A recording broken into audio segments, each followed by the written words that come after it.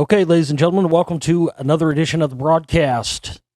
I'm your host, Josh Reeves. This is the Global Reality right here on the Global Reality Radio Network. It is, I don't even know what day it is. Tuesday. That's what day it is. Tuesday, January 24th, 2017. And thank you very much for being here with me. I am back on air. I was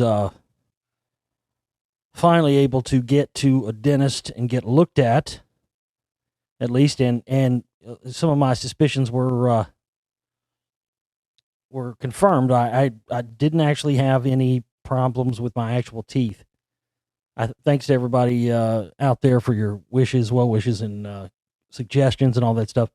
Believe me, I tried everything in the book, and I was getting no relief. I mean, absolutely none. But I mean, I didn't have. Everybody was saying all these different cures and whatnot to use, and there were so many. I was getting so many emails and messages on the YouTube videos and stuff. I couldn't respond to everybody. But I couldn't tell people. I just too many people to tell that. Well, all the solutions they were giving me were more for teeth, but and more for like stuff. Well, do this for the infection and this for this, and I was like, well, there's no infection. There's no one. It wasn't infected. There was no swelling. You don't have didn't have an abscess tooth or anything. But it's just receding gums is what it was.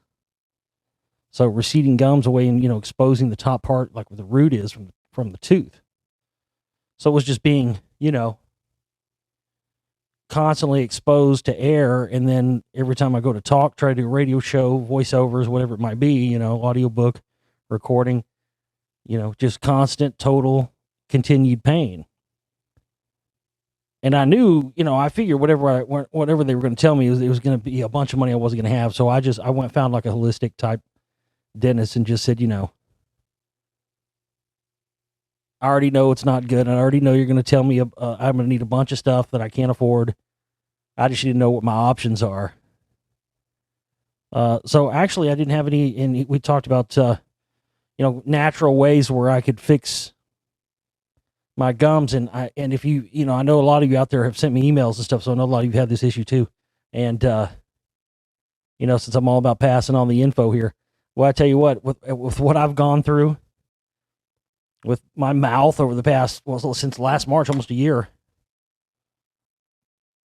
I know a lot now.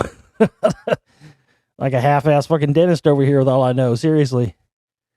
Because I'd used everything, the coconut oil. I got this real expensive elixir stuff that one of our listeners suggested, and it made my mouth feel good for a while. But those things like that, especially coconut and stuff, they're great for the maintaining of your teeth and stuff like infections and stuff. But they're very, very slow working. So the term, and remember this, and I like this term, because I deal in crystals and minerals and gems and all that stuff. So I liked this term when they told me this term. But the key, if you have gum disease or receding gums or that kind of thing, the key to that, and yes, just like many things, ladies and gentlemen, you can regenerate stuff in your body, but they're not going to go around telling everybody that stuff, because literally the stuff I found out would put dentists out of business, because that's my thing. Why not just make all the toothpastes and everything they sell like this? No, they got to get you with their chemicals, and they got to get you with their petroleum products and everything else. But the key word here, write this down if you have to: remineralization. Remineralization. With phosphorus, calcium, and magnesium. And they make toothpastes, they make powders, mouthwashes, all kind of stuff like that. So it blew my mind that I'd never heard of this, and it wasn't something that none of the suggestions I got from the listening audience said anything about this. And the holistic doctor just kind of said point blank, that's pretty much the same thing I said. Anyway, I got this. I ordered this remineralization powder and toothpaste stuff, and it's kind of made similarly to the other cream or whatever it was, the toothpaste stuff that I got that one of our listeners suggested. That had all kinds of crazy shit in it, like elk deer antler and all this stuff. Supposedly that stuff regenerates tissue. But anyway, I read some reviews. I just got this stuff on Amazon. You can get all this stuff on Amazon. And I can't remember the name of the stuff I got, but you can just go type remineralization. You can just type that word in Amazon and you'll pretty much start finding products. But I got this stuff. It's Dr. something. It's got like a green label on it. And I'm already like doing better. It's crazy. I mean, I've been feeling it about 5 to 10% for almost this entire month. Since this whole entire month, since January, since fucking New Year's Day, man. This stuff's had me. I have been in nonstop, like, sleep for a couple of hours on. I off and on. It's been terrible. Not able to work. Not able to do the show. Can't focus. Grumpy. Pissed off, and just frustrated because like I said, if it would have been a tooth. I knew it wasn't a tooth, and all the suggestions everybody would give me were for a tooth, but I kept trying to iterate to the audience that it's not a tooth. So, yeah, I mean, I didn't have a cavity, did anything like that. It's just gums, receding gums. But anyway, the reports from this stuff that I read before I got it, there was people on their reports and different stuff. I went and did some research on it.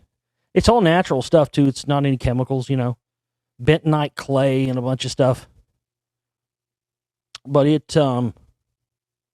there's reports of people having cavities filled in after 2 weeks of using this stuff. And as soon as I started using it, it immediately started feeling better. I mean, that was immediately the problem. And that's what the doctor said. It was the enamel and stuff, and all this. But it basically remineralizes and helps your gums grow back. And my teeth, it's insane. My teeth already feel like they were kind of separating because I guess of gum disease, receding gums and stuff. They already, I'm not kidding you, it's stuff's like liquid fucking braces. I mean, that's the only way I can put it. It's like my teeth have already pushed together more. The gums are already starting to like reform. And, I mean, it's probably a combination. I just got this stuff, so it's not, obviously not just this. It's probably this in combination with stuff. But, I mean, right now, I've been feeling about 5 to 10%. Right now, I'm feeling at about 85%. Again, not all the way there, not all the way back to 100%. I mean, right now as I'm talking, I felt the sharp shooting pain again because, it's getting exposed to air. That was the other thing, that dry mouth and the receding gums, that's been my issue. So, hopefully in about 2 weeks, according to, people, testimonies and people I've talked to and stuff that use this stuff, I shouldn't be feeling any more pain. So, yes, dodged a bullet yet again, ladies and gentlemen. I'm didn't have to have any major stuff but I've just been wanting to get back, and I've been wanting to get back and talk about stuff, and it's been frustrating for me. And it's tough because anytime I'm off air and I'm not able to get up here and tell you sport or work, we just drown. It happens every time I make a film because I get locked into the process, and I can't do as many shows. So it's it's tough, but the positive thing is if we as long as we make it through this month and make it into next month and get all our operating costs paid and everything, we're going to be off to the races and not have any more snags. Because now that I found this stuff, I'm never going to not use it again. It really is incredible. I'm thinking about like maybe contacting this company and seeing if I can get like an advertising thing going with them or something because I've never wanted to really have advertising, but something like this, like that I, was unsolicited, like they didn't seek me out. I'm like seeking them. Like I could get behind this stuff. I could literally tell you to buy this stuff. That's why I really feel weird. I don't want to like tell you to everybody go out and buy it. And then I don't make anything back. But seriously, I mean, this really is something I would tell people like to buy. No bullshit. Not a pitch. I mean, I'm not getting paid. I spent money and bought this stuff. So obviously I'm not getting paid for this, but I literally would endorse it and be like, it's already making me feel, I can tell it's working. It's incredible. So we'll see. I mean, maybe, multiple reports I read, people were saying they had cavities and stuff, man. They need thousands of dollars worth of dental work. And after 2 weeks of using this stuff, using the powder and the toothpaste combined and brushing with this stuff every time after you eat anything,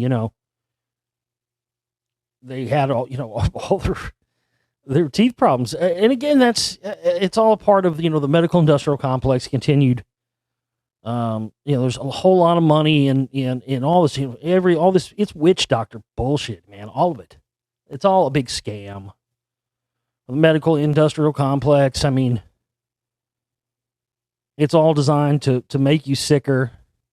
And then you got big agra and, GMO and all these guys and the insurance companies and the big agra, the food makers and the medical industrial complex are all in bed together, and it's all one big unified gangbang with life insurance. Again, the house always wins. That's the way it always is. But this is not the first time. It's not the first time in my history. We used to have this. I did, back in the very early days. This is our 10th year broadcasting. I started the show in September of 2007. Just a few weeks after releasing my first documentary film, 9/11 New World Rising. And I guess it was 2008. I guess this is the second year of the show. I had this sponsor for a while. This guy passed away. I can't remember. He was a real Christian-y guy. He was a total Christian guy, but he had this thing happen to him where he fell off a stool and hit his head. And when he fell off the stool and hit his head, this idea came into his brain, according to him, from Jesus. Now, different people interpret these things through whatever filter they're programmed with, But it's not, that's not the first case of, we all heard stories that isn't that how Emmett Brown came up with the fucking flux capacitor? It is, isn't it? He fell off a stool, it hit his head. He hit his head and fucking, came up with the idea for the flux capacitor, which makes time travel possible. Well, that's what this guy did. And anyway, he was all his whole thing was, he had never had any thoughts about any of this stuff before. It just came to his head, and he started writing it all down. He hit his head and it started channeling through him. And he learned about frequency and how everything in the human body, that anything that can go wrong in the human body can be reversed if you apply electrical current to it, because the current, according to him, the current or whatever, the electrical impulses, whatever makes us sick, whatever ailments we have, it's because these electrical charges get jammed up. And kind of like, when somebody is stroking out or has a heart attack or something, they hit them with the defib. It's kind of the same principle as that. And he's had these machines, and he sold these machines for he sold them for like $1,200 or something. They were ridiculous. Nobody in my audience was going to fucking buy one of those machines, and nobody did. We only had him for sponsor for a few months, and he pulled out because nobody fucking bought anything from him, because who was going to buy that? I mean, when I had the guy on a lot, so you wanted to come on my show a lot. I had to interview this guy on my show at like 30 or 40 minutes at a time. One time, maybe even an hour. He wanted to come on for a long time, a bunch of times, like once a week. It kind of got old, but he was fascinating to listen to. He's an old codger. Like I said, he's since passed away. But he lived in Ohio, and he had this fucking it was apparently you could go to his house. So he had like a retreat thing, had cabins and stuff, and you could go to his house and sit in this what he called, it's funny, it was so hilarious. Me and my sister used to crack up laughing at his website, because he supposedly he had this like a mineral bath thing, or like a electric bath, like it was a bath that had these connected to this box. I still don't know what this box was. Anyway, he gave me one of these fucking boxes. This thing was like $1,200, dude. He sent me one. I had it for a long time. I think the batteries corroded in, and I ended up chucking it. I may still have it somewhere. I don't know. But he sent me this box. Right around the time he sent me that, I started having problems with my teeth at that time. Not the same area where I was having it now, but actually on my the bottom, bridge teeth, bottom front teeth, and it was extreme pain, and they were moving, like the whole bottom three of my teeth. I mean, I could just barely lightly wiggle them. The whole bridge, the whole thing would move, like they were all going to come out. And this box, it was like you put D batteries in it, and it had like it didn't have an on-off switch, because what actually powered these, it had like these, it was the kookiest looking thing, dude. I'm not gonna lie to you. It was like some wires attached to some fucking like pieces of sandpaper. And I guess the sandpaper had something to do with conductivity or whatever. But there were all the different ones for different things. He had one that you could put in the bathtub with you. And I was like, I don't know about all that. There's just something about my natural instinct that says getting in the bathtub and putting something electrical in it with me is just not a good idea. So I never did do that. Old Josh wasn't in there taking a fucking bubble bath, scrubbing his balls with a fucking electric probe in the water. Nah, I'm gonna go ahead and not do that. But I was in pain, same kind of situation I was now. Couldn't afford to go to the dentist, whatever. But I remember him saying, that this worked on teeth or whatever. So I was like, fuck it, I'll give it a shot. So I took this. I felt like such a tard. I'm glad I did this in a fucking closed, locked room with nobody else around. I just imagine if somebody walked in, they like would have had me committed. I'm sure it looked ridiculous holding this like white box. And what's crazy about it is I was like, well, how do you turn it on? And he was like, well, he said it works in the electricity. And here was the other crazy thing about it. And this is why the batteries eventually corroded in it. This is the crazy story about that. The reason why the batteries eventually corroded in it, didn't have anything to do with the fact that I wasn't using it or it was neglect or whatever else like that. Once you put a set of, this is crazy. It was absolutely true. I saw it for myself because I had the thing for like, I want to say I threw it away, but I might have kept it. I can't remember. When I got it in like 2008, last time I remember seeing it was 2015, and the same batteries I put in it in 2008 were still working in 2015. And he said the reason that is because just like it won't turn on, it won't turn on or activate until it's touching a part of your body. And when it touches a part of your body, it works in combination with the electrical charges, impulses of your body, and it takes energy in and puts energy out. So it's actually using the bioelectric energy of your body to regenerate and charge the batteries in. So the fucking batteries corroded in this thing because I didn't think to change them because, you never had to charge it. I hooked it up 5 or 6 years later, man, and it still worked. So anyway, back to my teeth. I was like, fuck it. I'm going to try anything at this point. So I took that pad and I put it under my bottom teeth and I held it there and just kind of concentrated and focused. And I held it there for, like an hour or something. And I did that 2 or 3 times. The pain went away almost instantly. And you can even hear it. My teeth, remember I told you the whole bottom bridge was wiggling? No, they never have ever since. I've been solid as a rock ever since then.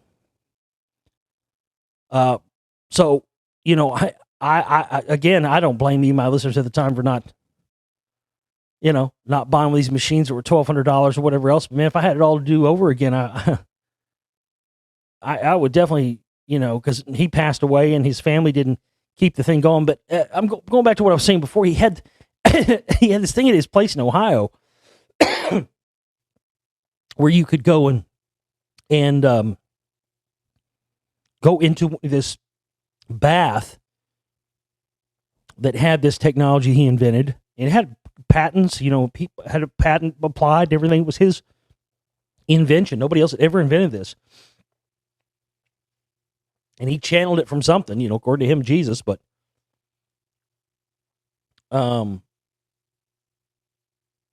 he had this this bath that had hooked up to that machine. And like pictures of it. It was, I was like, oh my God, look at this. It was, we used to laugh at it. It was like this nasty, rotten looking fucking hot tub. Dirty, filthy. It looked like, you ever see You ever see Revenge of the Nerds 2, Nerds in Paradise? They send the nerds to the fucking Hotel Coral Essex. The lights up, flash out. It looks like hot oral sex. And they the fucking pool, it's just nasty, disgusting. That's what this hot tub looked like. And I was like, you got to be fucking kidding me. City charges, $100,000, whatever, has people come and dip into this nasty, filthy ridden. I mean, the water was not clear. The water was murky. Like green, like not been cleaned in a while. Murk nasty, right? And I'm thinking, it's probably not a big sell point. I don't think people are going to want to travel to Ohio to sit in some scum-ridden fucking hot tub that looks like it hasn't been cleaned since 1972. But then I started going in and reading the testimonials and looking at the pictures, and he had terminal cancer patients, people who were told by their medical doctors, say your goodbyes. Say your goodbyes, put your affairs in order. You have probably days to live at best. He had multiple of these people, women, men, people from across the world who were told that, who came and sat in that goddamn murky, fucking shitty, nasty hot tub with his fucking wires in it. And ladies and gentlemen, I'm not kidding you. They were healed of cancer and went to lived on. And the doctors didn't know what to say. Horses. He had pictures of these horses. Broke my heart. These horses, I guess they'd been abused or whatever. They just like their skin, was just ripped off. And I don't know whether they put them in the water, they did some kind of special thing, but anyway, they'd done the treatment to these horses too, and the horses literally had started to regenerate their coats. It was unbelievable. It just goes to show you, man. Number one, as we talked about before, of course, what you already know, all of this stuff that's out there, things that we can use to heal ourselves and repair our bodies without, the medical industrial complex and doctors and these witch doctors and all this bullshit. And it was a lesson for me, a big lesson for me, a working lesson for me at that time, because here was kind of all the stuff I had researched and been talking about, conspiracies and all this different stuff and cover-ups. And to see it working, and experience it for myself, I felt that again. Now, with my teeth thing again, it's just, again, it's a testament to really the core issue of why I do this stuff, why I do this work, why I've dedicated my whole life to it. I know I've told the story before, but same thing with my dad. When my dad got cancer, the first time he got it, they told him he had a short amount of time to live. We got him on hemp powder and hemp seeds, and we got him on all this, chemo cleanse stuff, because it's always the chemo drugs and all that stuff. That's what fucking kills people, man. It's not the cancer itself. It's this fucking nasty shit they, as Bones McCoy in Star Trek, what he's like, chemotherapy. Jesus Christ, Jim, is this the Middle Ages? He's freaking out. That's fucking, he's like, fucking butchers. They're using chemotherapy. He's just losing his shit, in the future. That's just like, it's barbarism. And that's exactly what it is, man. And until you've watched, your father die from the slow death from these drugs, man, it tends to change a man's perspective on this, especially somebody like me who already knew what was going on, But anyway, we got him on this stuff, and according to his doctors, it was a miracle. They were like, we don't know how this happened. We can't explain it. It totally cleared up. But he didn't stay on top of it, and that's the thing is, people think, oh, it's fixed and they're done. Just like my stuff with my teeth. That's what I did last time, with my, that electrical box thing. I kind of, fixed the problem, so I didn't mess with it anymore. Now I'm not going to make that mistake again. I'm staying on top of this, so I don't ever have, because literally I have a high tolerance for pain. I started having surgeries and stuff on my foot when I was a small child. I was born with club foot, so, I've I know a thing or two about pain. I broke bones, when I was younger and shit too. But this was up there. This was some serious fucking pain. Really was. But my dad's cancer came back. Next time around, he had different doctors. The doctors told him what we about the holistic stuff we had him on the first time go around with the cancer.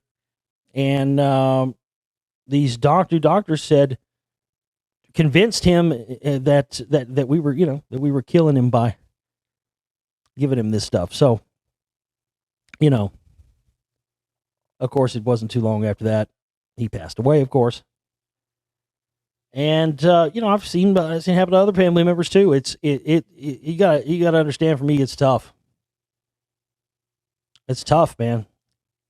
It's tough to have all this info, have all this knowledge, have all this information, have the ability to help people stay alive and to help people from being slowly tortured and murdered by the medical industrial complex, and to have that information right there, and to have, have them not take that information to heart and use it, or worse, to even see them know that it's the truth, but then be convinced because they're, people just have been brought up and raised to put their faith, because, in the old days, you could have faith in doctors, and you could have faith.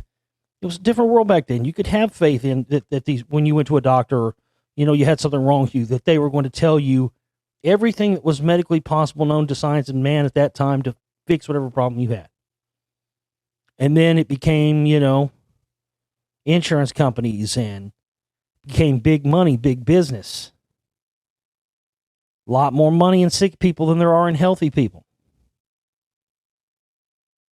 And so when people don't see that change, because it's not right in front of your face, it's a gradual thing that happens, and they don't see the changeover, that faith that they had previously from a far, bygone era stays intact, and they don't adjust it to match what the modern things. This is why staying informed is so important. Staying informed is the most important thing that you can do to keep yourself alive, to keep yourself going forward, and be able to, because if you're still falling back into the same old traps, then, knowing about a lot of this deeper information doesn't really do you any good. And yeah, so, I mean, it was heartbreaking. It's heartbreaking for me to watch family members die, and watch friends die, people die, unnecessarily,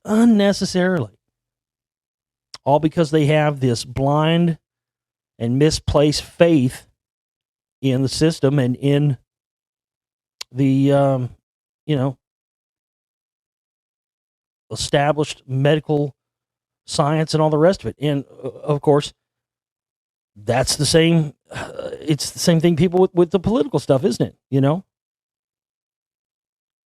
Certainly that's happened with the bullshit left and bullshit right political system and parties in the United States. That's, people have these attachments and these beliefs in these things that go back to bygone days.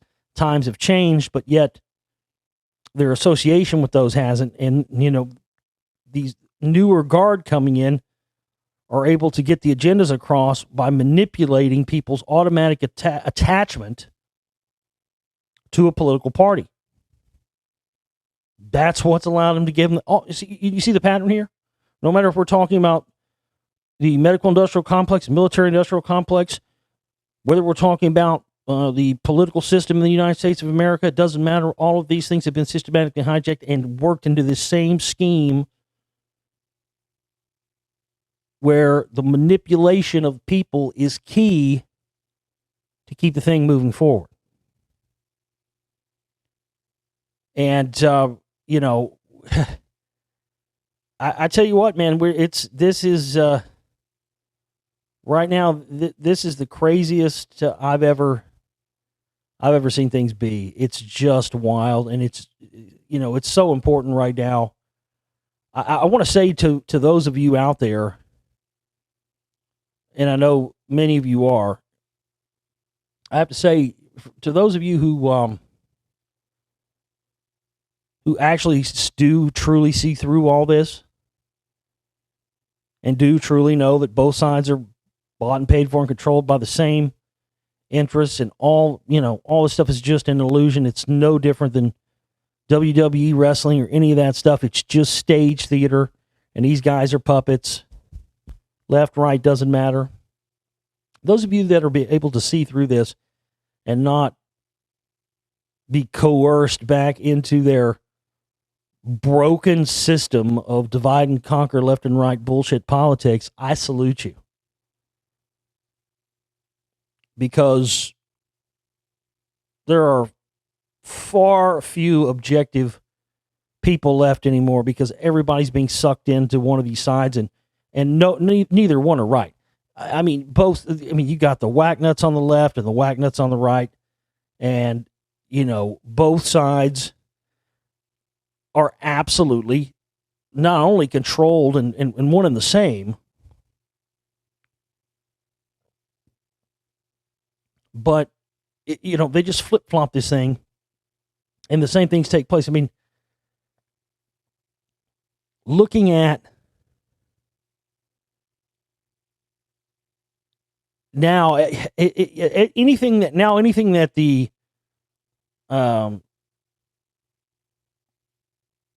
Trump administration and the right wing does will then be talked about by the left wing. It's all about creating that cognitive dissonance. They want people to not know what to believe and be so confused. By the way, did you guys see Alex Jones? Did you see the fucking video of Alex Jones of the inauguration night?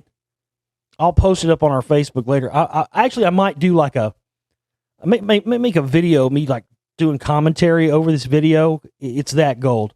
Dude, Jones was fucked up.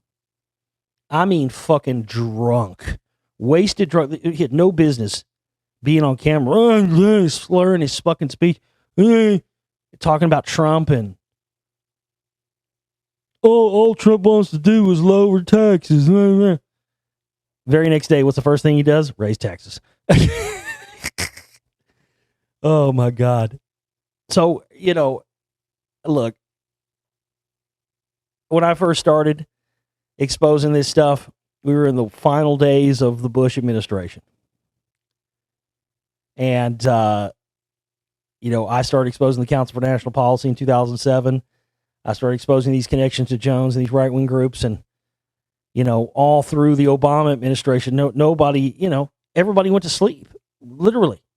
I mean, I can't tell you how many people that were all about the cause when Bush was in office, went totally to sleep as soon as Obama, and stayed asleep. And now they're all coming back awake again. And, it just sickens me. Because, I mean, these guys, people thinking that Obama or, Trump or any, I mean, they're all just puppets. They don't run shit. And Trump, he's the perfect guy for the job. He really is. He's the perfect guy for the job. And, all this, it's this whole cognitive dissonance thing, especially with the Russia stuff, Look, I found connections with Trump and Russia like a year ago, a year before the election. A lot of that stuff, if you watch the Spellcasters, man, go get a download of it.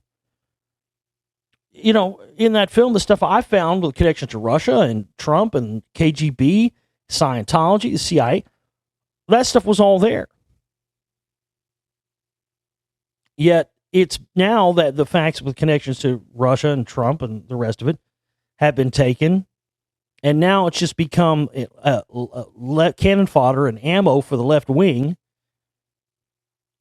And you got the right wing thinking it's bullshit, and the left wing using it to try and, delegitimize the Trump presidency. Really? Really? So, okay, so let's just say, for instance, Trump is an illegitimate president. we just had another illegitimate president for 8 years and we're still here, right? I mean, hey, fair's game as far as I'm concerned, you know. I don't like the guy. I mean, actually, I don't have anything against Trump. Who I'm against are the controllers and the people, the Council for National Policy, and the rest of these people who are filled out his cabinet, you know, skull and bones members like Mancunin and the rest of it. Who now, you know, Mancunin, the skull and bones guy, wants to expand the IRS. Here's Trump campaigning on shrinking the IRS and reducing taxes. His skull and bones financial guy gets in there, and here we go. And where's Jones screaming and having a problem with that at, you know? He was yelling about skull and bones for years, and Trump's got a skull and bones member in there, and Jones just takes like it's not a problem. Because if it wasn't Trump, it would be somebody else. That's what I've been screaming and trying to warn people about for years. Each side only puts in the figurehead that's going to advance the agenda for them that they have for that certain period of time. Obama advanced it for his period of time. Trump is now in there and he will advance it. It has nothing to do with him. He's not coming up with these ideas and these things on his own. This is the agenda that's working through him. He is the vessel and the carrier and the person to institute this stuff. So, you know, again, the ties with Russia and the rest of that stuff, that's all there and it's all legitimate, but it's being made illegitimate information and being posed as, you know, being fake because of the way it's being presented to the public and the way it's being handled. And not only that, the whole hacking thing and Trump's affiliation with Russia are two separate issues. They're trying to lump it all together. That's the first clear sign you should have that you've got bullshit going on. Because, number one, yes, Trump has had affiliations with Russia for years. He's had affiliations with Israel for years. And the fact of the matter is,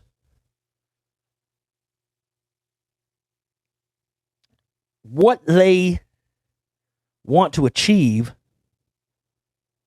is to be able to, on one end, have, you know, you got Rex Tillerson. He's been doing deals. Our government's been working in tandem with Russia for many, many years now. It's not the same, you know, people have to realize Russia's not the same Russia it was prior to the fall of, you know, of communism. It's Russia now. It's the Union of Soviet Socialist Republic back then. It's not the same thing anymore. I saw this article the other day that said something about, you know, it was some right-wing article, but it said, why are left-wingers so freaked out about Trump's connections to Russia? You know, when that's where left-wing, you know, socialism, communism, all that stuff came from. They should be glad he's associated, which is just horseshit. Again, that's preying on that, people having that same perception about Russia that they had during the Cold War. Not the same country anymore.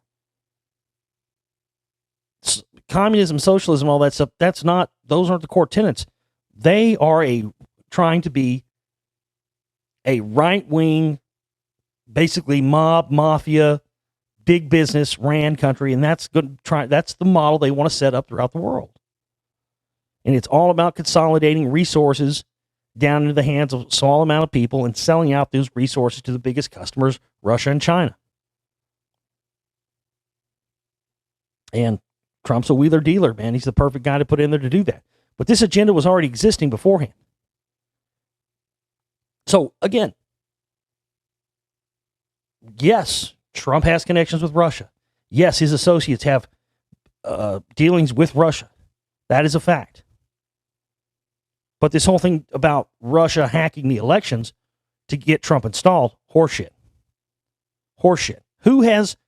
You know who did it? You know who actually pulled that off? The CIA. The CIA actually, you're thinking, whoa, that doesn't make sense. Why would the CIA do something if they're, if they were being ran by Obama and Obama was commander-in-chief?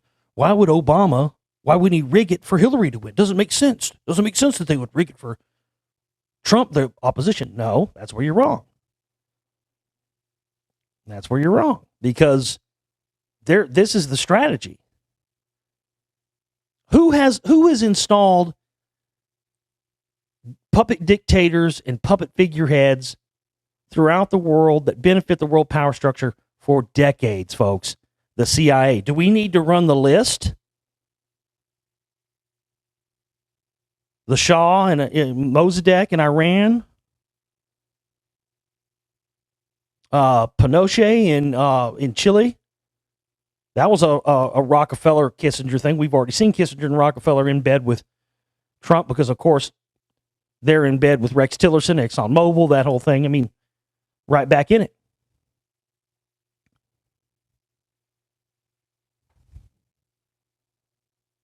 So our government has been working in tandem with Russia and making these moves in secret for many, many years. Yet to the public, in order to continue the divide and conquer political system, the phony left-right paradigm, they constantly postulate this idea that Russia is our enemy and Trump only got elected because they hacked it for him, because they hope to achieve evil things in the United States by having Trump in office, when that's total horseshit. The CIA has been working in conjunction, putting this stuff into place for many, many years before Trump even came on the political scene. Fact. And if you've been studying this stuff and following this stuff for as long as I have, you would know that. The Russian billionaires have been buying up land and property all over the country. I mean, it's no coincidence that the three biggest people purchasing land and homes and everything else across the United States for many years now has been Russia, China, and Scientologists. So, of course, if you saw my film, The Spellcaster, if you haven't seen it yet, definitely go and get a copy. And, I lay it out in there. I show the connections with Trump and Scientology, Alex Jones, the Council for National Policy, the Hollywood angle with that. So I have to tell you, this article, I mean, to borrow a line from a Megadeth song, for the sweet taste of vindication. I saw this and went, well, there it is. If anybody had any doubts about my info in the Spellcasters now, with the Trump thing and the connection to Scientology, this should put it to bed. Scientology neighborhood bucks Hollywood and goes for Trump. Check this out, ladies and gentlemen. It surprised no one last fall when Los Angeles and California at large overwhelmingly backed Hillary Clinton in her failed bid for the presidency. Just 7 of the city's 1,700 precincts went for Donald Trump. But while nearly all of the surrounding region voted for the Democratic former Secretary of State, one little chunk of Hollywood best known for the Church of Scientology's Big Blue complex went red, picking the Republican billionaire instead. Think about that.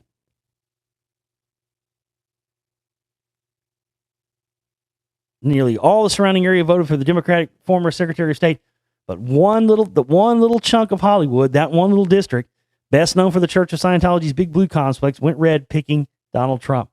And just like I covered in the Spellcasters, you had that richest man in England. It was like a year before the election. He made this 68,000 pound bet about that, saying that, guaranteeing Trump would win the presidency. Oh, by the way, not only is he the richest guy in England, lives in Camelot Castle, he's also a Scientologist. That was the key for me right there. And then, of course, all the other connections and the Council for National Policy connections and the whole thing with Phyllis Schlafly and all the, a lot of the women within the Council for National Policy. Betsy DeVos, who's now, of course, Trump has selected for his cabinet. And what is she, the education secretary? That's rich, considering they were a part of the that plan to put L. Ron Hubbard teachings. They did put L. Ron Hubbard teachings in schools in California and took out teaching on evolution. So you can imagine that when I saw Betsy DeVos, who, by the way, is the wife, she's a sister to Eric Prince from Blackwater. Betsy Prince is her real name. DeVos is her married. They keep it, the family keep it incestuous, don't they? So she's from the Edgar and Elsa Prince family. Edgar and Elsa Prince were, they were on the board of governors. They were founding members of the Council for National Policy. Edgar and Elsa Prince had a son and a daughter. Their son was Eric Prince, who went on to form Blackwater and also, by his own admission, worked for the CIA. And then Betsy Prince got married to Rich DeVos, son of Dick DeVos, founder of Amway. Both high-level Freemasons, by the way, who coincidentally also happened to own the basketball team, the Orlando Magic. They got jokes, don't they? Motherfuckers got jokes. Man, I tell you what, that was a big one for me. When I put that together, I'd never heard anybody else put that. When I put that together, man, it was a big aha moment. Like, wow, look at that. The DeVos family, man, you know, they're, again, known high-level Freemasons. But Edgar and Elsa Prince, I mean, that whole family, the DeVosses, the Princes, they were on the ground floor of the Council for National Policy forming. And I think Eric Prince's has some, doesn't Eric Prince, I'd have to look it up. I swear, I think Eric Prince has some sort of role in the Trump administration now, too. Anyway, Betsy DeVos and what was that other guy? The left behind guy, Tim LaHaye. Tim LaHaye's wife, Phyllis Schlafly, Betsy DeVos, they were all behind that initiative that nobody had ever, you know, when I found that information when I made the Secret Right films, and I didn't know how to process it and didn't know what to do with it, didn't know why, it just seemed odd to me. And I have pictures of Phyllis Schlafly standing in front of this cross. It looks like a Scientology cross. Found that and found the connections with them. Like, why? It just didn't make any sense to me. I could not figure out why this group of that seemed to be Christian right-wing fundamentalists, you would think they would replace the evolution teaching with creationism. But instead they put L. Ron Hubbard teachings in there. Again, that's when that's why finding out about the CIA connection. See, I didn't know for many years, and I for many years couldn't quite figure out why certain people would get so fucking freaked out when I would ask them about the Council for National Policy, because I did that for a while. When I first started finding out about this stuff, you know, I would go out and confront these people, or I would call into radio shows. I called into a radio show once and with old Prune Face. That's what I call him. He looks like fucking Prune Face from Dick Tracy. What's that old cocksucker's name? He's the father of Reaganomics, Paul Craig Roberts.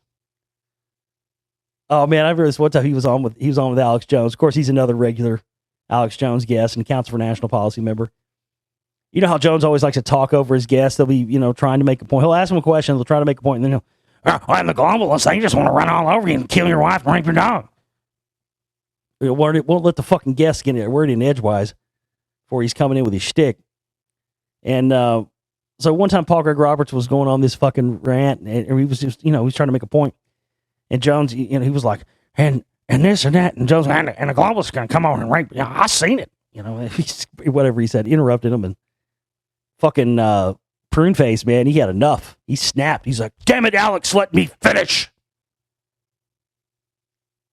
And boy, you never heard Jones snapped. Oh, I mean, he just went dead silent. He didn't say another word for about 20 minutes. He didn't say another word till he go to a commercial break, and he made some snide comment about, as I'm put in my place by Paul Craig Roberts. He was salty. You could tell. Oh, he salted his nuts. For sure. He was, and you could, and when I heard that, it was very strange because it wasn't just, there was something there in that, and you know what I mean? There was something in that, in the way that Paul Craig Roberts' tone changed and the way Alex responded to him that implied there was more of a connection or more of a you know, working a relationship with those two. Then he appeared on air, because on air, you would just kind of sound like, you know, interviewing somebody just any other day, you know, no big deal. But when he said that, damn it, Alex, let me finish. And Jones, like, you know, snapped to it. You could tell there was, and that, so that was my first indicator. And then, of course, you know, I later find out about Prune Face being in the Council for National Policy, and I called him to the radio show and confronted him, and he got nervous as fuck, man, and caught him red-handed in a lie, because first he said he'd never heard of it, then he said he was never a member, then he said, okay, yeah, I remember, I was a member for a while, but I'm not anymore, and it was just in the 80s, and you know, it was just a support group for Reagan. That's what it was, and that's all he said. And I could tell, you know, because I stayed on the line for a minute. I could tell, you know, he ham-hawed around, no, I've never heard of it. I'm not a member. Well, you know, because I said something about being a secretive group, and they meet 2 or 3 times a year in total secret, and they don't release their membership list to the public and all this. And he said, well, if they don't release a membership list to the public, you know, how do you know I was on there? I was like, well, we do have some. He's like, well, I was only a member in the 80s. I said, no, sir. No, you were a member as late as 1997. Well, you just said they don't release. I said, sir, they don't release them every year. We have some. We have one from 1997 that says you were a member as late as 1997. You just said you weren't in the group past 1985. It was a support group for Reagan. So which one is it? And you didn't say anything. And so they moved on. The show moved on, and they had moved on to other topics. Like 20 minutes later, in this interview with Paul Craig Robertson, you could hear in his voice, man, it shook him. It really shook him. And I had that happen a few times. And you bring it up, and people get shook. They get real scared. And I couldn't figure out why people get so scared. And then once Secret Right 1 came out, man, Jones, dude, there was like a solid year where Jones was just he was having to edit his shows like every day, because he was just getting raped. You could hear them when they were on the live stream, but by the time they went to the archive, I don't know how fast they did it that fast, but they'd cut it out. But man, he was getting firebombed like 10, 15, 20 calls a day there for like a solid year, with people asking him about the Council for National Policy, all because of me and my first film on the subject of Secret Right. And to the point where he had to have like people like Charlotte Iserby, and he had on Phyllis Schlafly and stuff to come on and try and downplay the group. And again, what I didn't know at the time, just like I didn't see the connection to the Scientology thing, I didn't have enough evidence and didn't have enough, you know, information at the time to know that they were absolutely a CIA front organization. So once that was established, then you're able to see that anybody that has any sort of loose connections to this group at all, whether they know it or not, is working in tandem 100% with a CIA-controlled organization, and you should treat those individuals as such. So, again, now with this coming out, Scientology Neighborhood Bucks Hollywood Ghosts for Trump, as I exposed in the Spellcasters, the connections to CIA, Scientology, mind control, mind war, instigating civil war, dividing the country down the middle with phony political party politics, and trying to drag back researchers, conspiracy theorists, information seekers, knowledge seekers, people who have separated themselves from the phony political left and right spectrum, back into the establishment politics. Because, folks, that's the only way they maintain control. The only way they maintain control is for their rigged system to stay in place. And I thought, when they were running Ron Paul, my call was, I thought Ron Paul, because they tried to do it with Ron Paul and he couldn't get enough traction behind him. Just like the left tried to do with Bernie Sanders, they couldn't get enough traction behind him. And in fact, he got fucked by his own party. But they, again, whether it was Ron Paul or I knew this was coming. And the question I always get is, what do they want to do? Well, again, tracing back the origins of this group and tracing back where this group came from, got me into the whole research spectrum that later led to the law secret stuff, and would have had no idea what it would go in tandem with my Rockwall stuff, what I thought was going to be a completely separate subject. I mean, it wasn't, because boom, there again, there's Congressman Ralph Hall, the Congressman Rockwall, longest sitting congressman in the United States history, Freemason. He's got there's a Freemason Lodge Rockwall site, with a little effigy of the wall around the outside of it. He's there on the scene at, anytime there's a dig, telling people they need to cover it up and shut it down. Then we got reports of him being seen by inmates at 3 o'clock in the morning, carrying with 3 other individuals. That's where the Sandra stone is, the 2.5-ton garnet stone that was found near the Rockwall. It has hieroglyphs on it that have never been found anywhere in the world except for a coin that was found in a water well in Illinois at a strata where they were pulling mastodon bones at, somewhere around 220,000 years ago, which of course was right in time with when the Rockwall was built, and also right in the timeline when the Sumerian king list talks about these pre-flood, cities being erected all around the world. So there is Congressman Ralph Hall. Guess what? He's a Council for National Policy member. He lives in Rockwall. He's the congressman from Rockwall. And he's been active in the cover-up of this thing. That 2.5-ton garnet stone is at his house. Well, you can bet the day that fucking old codger finally kicks it, I'll tell you the first fucking thing I'm doing. I'm getting in a fucking Uber or something, or a fucking, I don't know what, a fucking bus, or I'll call a buddy. No, I'll take a fucking carrier pigeon. I'm going to fucking Rockwall. I'm going to that motherfucker's house the day he dies. I'm like, I want to see that motherfucker. We're finding this rock. It's just mind blowing. That led to my researching into the priest class. Into the deeper elements of this Council for National Policy. Where does this stuff go back to?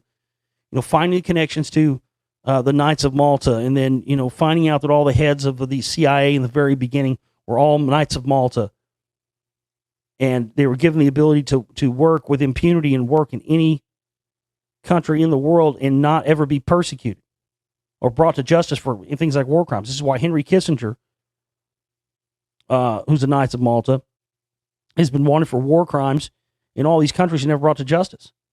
And then, of course, Trump, before he's even sworn in, he's met with fucking Kissinger 4 or 5 times. Kissinger's on TV praising him. I mean, and even my dad, who was hesitant about this, my dad was very hardcore right-wing. And even him, he used to call Kissinger Mr. New World Order. And here we are with Jones and the rest of these people using this cognitive dissonance, again, the same cognitive dissonance that the left is using to now convince people that Trump is somehow anti-establishment, and anti-globalism and anti-New World Order, when he's the very thing that's bringing it in. They have effectively convinced